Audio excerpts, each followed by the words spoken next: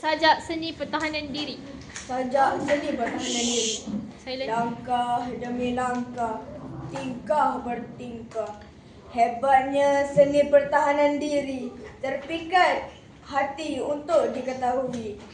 Buka buku dibuka, ilmu dicari, laman sesawang dilayari.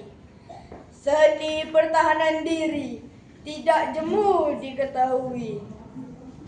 Begitu banyak untuk dipelajari, bermula sejarah hingga gerak-geri.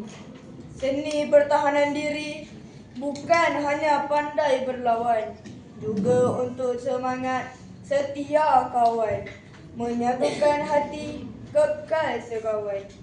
Dahulu hanya melihat, dahulu hanya membaca, kini aku ahli seni pertahanan diri. Terasa badanku sihat, terasa kokoh keyakinan diri.